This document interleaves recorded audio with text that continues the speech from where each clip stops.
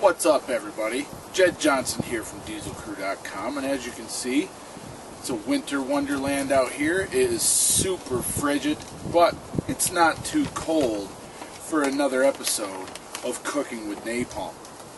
So what I did is I went and grabbed some questions, and what I did this time is I started at the very, very bottom. Usually I pull them off the top. What I did today is I pulled them from very, very bottom. So some of these are questions that are very old, and they were posted on videos that were put up long ago. But I'll give you a little background story on each one of them, and if you want to go check them out, you can.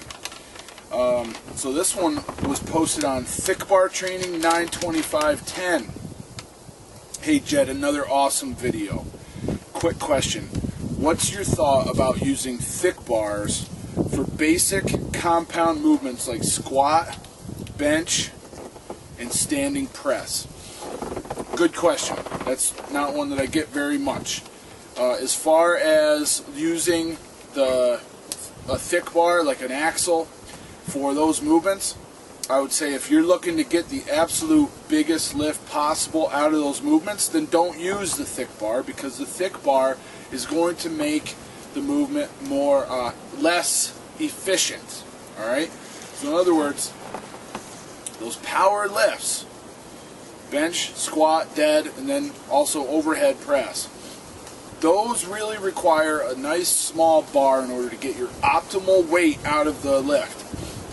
When you go to a thick bar, it's going to become a little bit more unstable. It's going to be a little bit harder to control, and it's going to probably knock your weights down.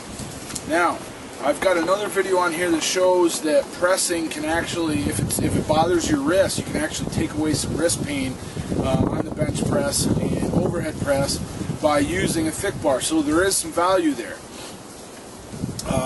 Using a thick bar on a deadlift, it's going to make your hands stronger. It's going to make them work harder. It'll make them stronger. It's going to take some of your weight away. It's going to make you drop weight a little bit. You're not going to pull as much weight, but you're going to work your hands harder. As far as using an axle for a squat, man, I don't really see much purpose to that at all, unless you are training for something like a strongman event like yoke, or some kind of a squat with a big thick axle. I see in some of the bigger contests now, they are using axles with either gigantic tires or some other kind of odd object hanging off of the implement. So you would want to practice in your training as specifically as possible for that event, so an axle would work there. But as far as using thick bars, using fat grips, or anything like that for pressing, I leave that decision up to you. I do not do that very much at all unless I'm dealing with some kind of wrist pain. Alright, now this is a controversial topic, and these two questions come on my video, How to Set a Gripper, which is one of my most popular videos, and all the time I get comments from people saying that it's helped them out tremendously.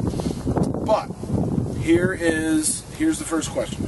On the official website, it states that the dog leg side does not matter at all, because in this video I talk about putting the dog leg side, which is the side of the gripper, the leg of the gripper spring that goes from straight and then abruptly changes to a curve. The other side is kind of gradually curving. So I talk about put the dog leg in your hand and the non-dog leg in your fingers. So they say on the official website it states that the dog leg side does not matter at all. Another person, probably the same exact person, just using a different name. If you had an ergonomic gripper, would you place the handle with finger dents on your fingers even if it had the dog leg part? In other words, this guy is insinuating that I am so crazy about the dog leg that even on an ergonomic gripper, I would perhaps put the finger side handle in my palm if that were the dog leg side. Give me a break. Alright, so here's the deal. Do I know for a fact that the dog leg side, when placed in the palm, is going to help you close bigger grippers than if you put the non-dogleg side in your palm? No. I don't have any equipment that proves that. I could use the RGC gripper rating device, but I really don't care. However, does just about everybody that closes big grippers put the dogleg side into their palm? Yes.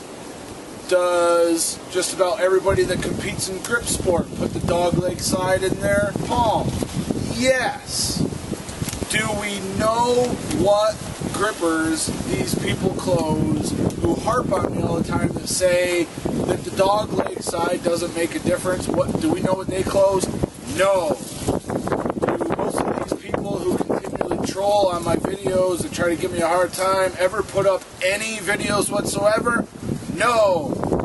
There you have it. Put the dog leg into your hand if you want to. Test it out for yourself.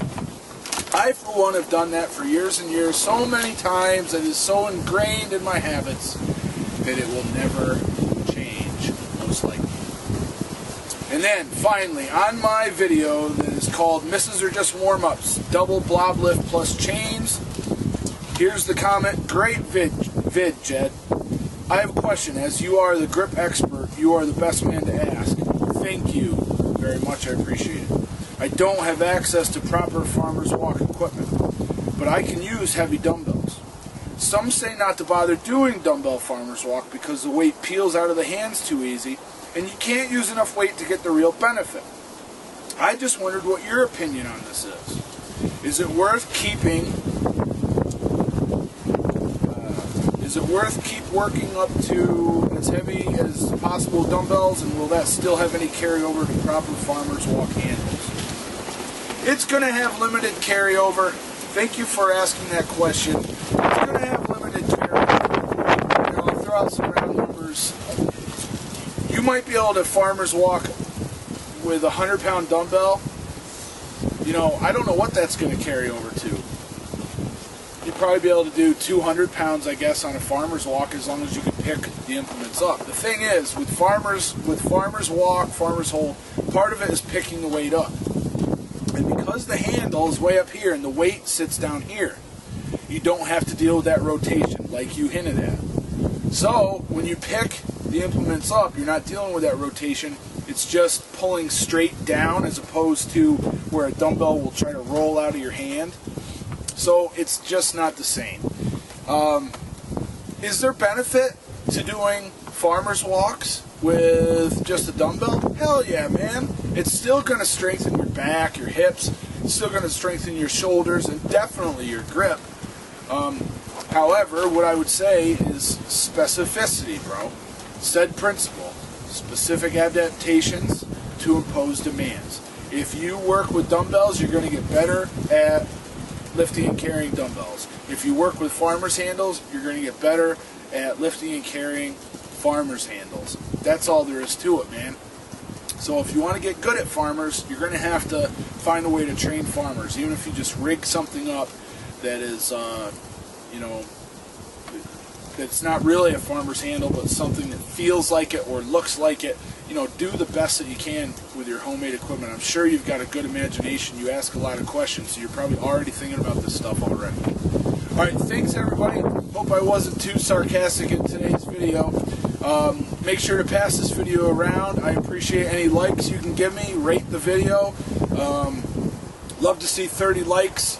I would really appreciate it, and it helps my channel out. I enjoy bringing you this good information. Please help me spread the word. Thanks a lot, everybody. All the best in your training. Take care.